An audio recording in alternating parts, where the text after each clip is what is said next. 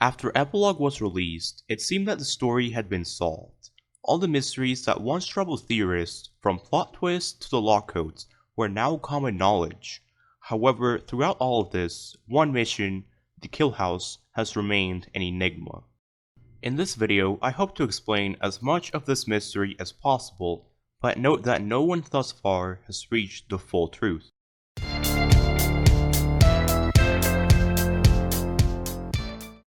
I'm gonna start with what we know for sure. The Killhouse is a real location in the canon, and it's used by Halcyon for training. The Killhouse is also the setting for the Gala, which is a canon training mission. The events of the Gala are all simulated, meaning that all the NPCs are just Halcyon operatives playing along. No one is actually being killed, they're just acting for the sake of training.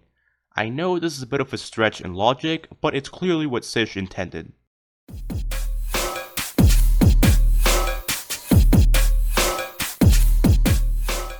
The official explanation for the Killhouse is that it's a simulation just like the Gala. All the guards and SWATs are just actors who are playing along for the sake of training. Also, all the guns and bullets are fake and no one is actually getting hurt. I know that this doesn't entirely make sense, and there are a few logical questions, such as how they managed to fake the explosions or what if someone dies by accident, but it's clearly what Sish wants us to believe. Seeing as the Gala is a simulation, and that's a canon fact, then we have to accept that the Killhouse could also be a simulation, and that it's something that could have happened.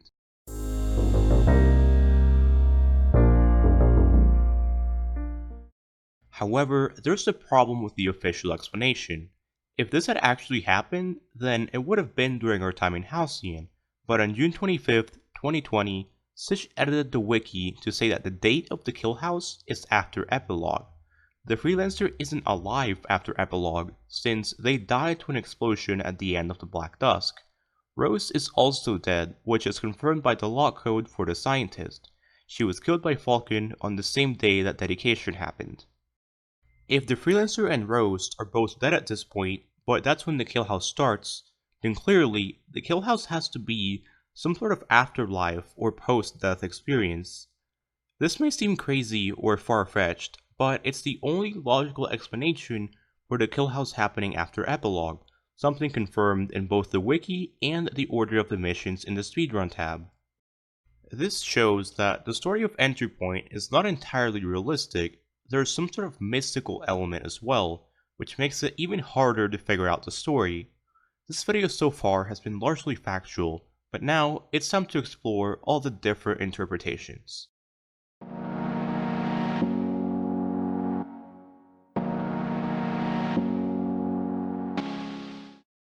One interesting thing about the Killhouse is that not only does it happen in some sort of afterlife, but it also happens several times. Rose's dialogue suggests that we've done the Killhouse a bunch of times, to the point where it feels like home. It's hard to tell exactly what the rules are for this afterlife, but I would assume that every time we finish the mission, we restart and then we do it again, and so on. It's almost like our soul is stuck in the Killhouse and we're fated to keep training there forever in some sort of time loop. This makes you wonder whether the freelancer really knows what's going on. Do they know that they died, and Rose died, and so on? Honestly, I don't think they do, or else their dialogue would be a lot more distressed. They also seem to be in a state of perpetual ignorance, where they genuinely think they're just training with Halcyon and don't realize the reality of what happened or what's going on. This is evidenced by the mission description of the Killhouse. Even though what's happening isn't real, and it takes place in some sort of post-death dream world, it's explained in a way that makes it seem as if it were real. There is some sort of logical explanation given for everything in the mission. It's portrayed as a training simulation like the Gala, even though it isn't.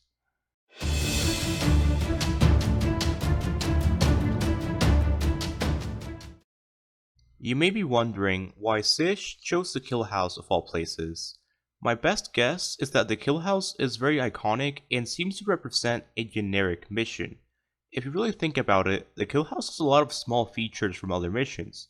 In addition to obvious similarities like having guards and SWATs, it also has a diamond drill from the Black Dusk, the circuit boxes from the SURS, the quadruple saw blades from the black site, the demolition charge from the withdrawal, the computer from the financier, and so on.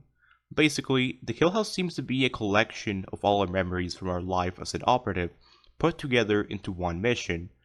It also makes you wonder whether any memories from the freelance heists made it into the Killhouse, but that's a story for another day.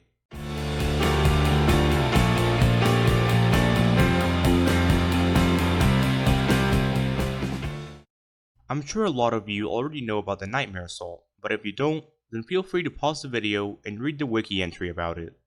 Anyway, the most interesting line in the Nightmare Assault is the very last thing Rose says, which is this phrase in French that I can't actually pronounce. The meaning of this phrase is goodbye until we meet again, which implies that even after the Nightmare Assault ends, the Freelancer and Rose are still going to meet. This would imply that the Kill House repeats even after the Nightmare Assault ends.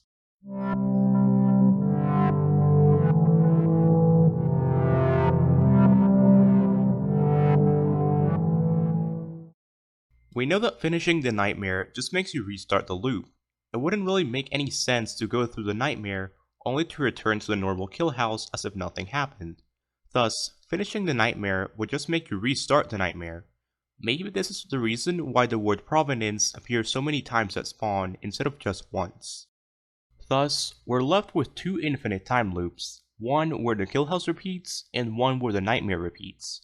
However, you can't have two infinite loops on the same timeline. It's not logically possible.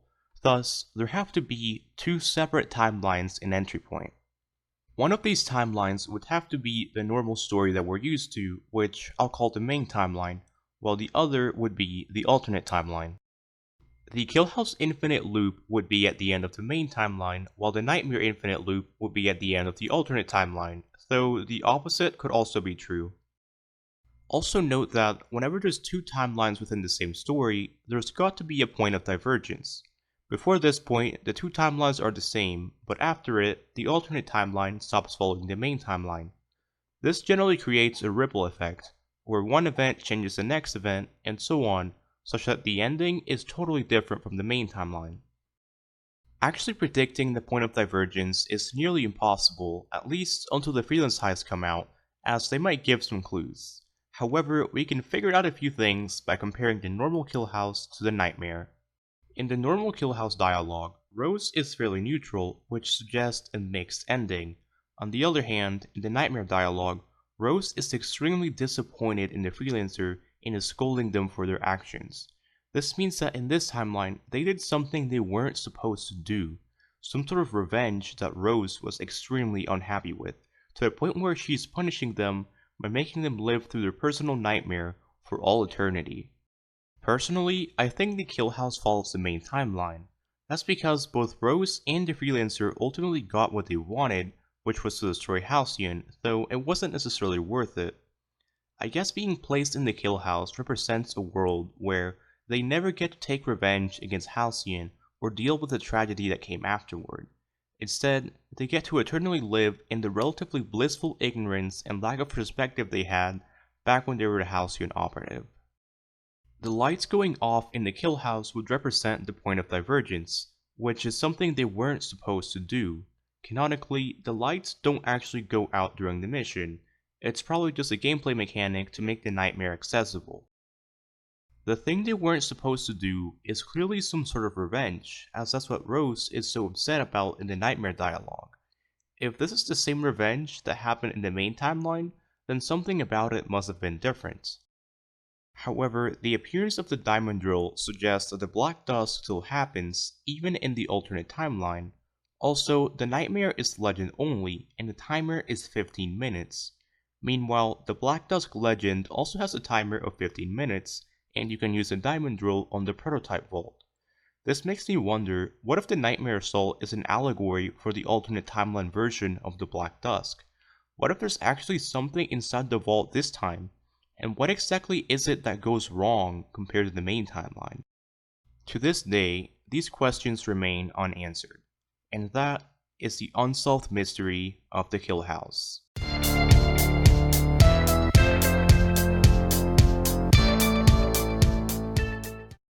Before I finish, I'd like to clarify a few things. First, Epilogue probably follows the same logic as the Killhouse, which is how Rose is able to communicate with the freelancer.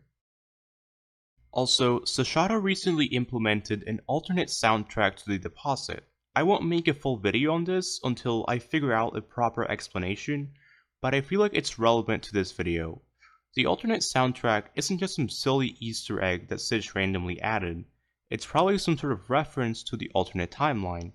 Also, the soundtrack is titled Victory is Ours, which makes me think, whose victory is it? Could it be Halcyon's victory in the alternate timeline?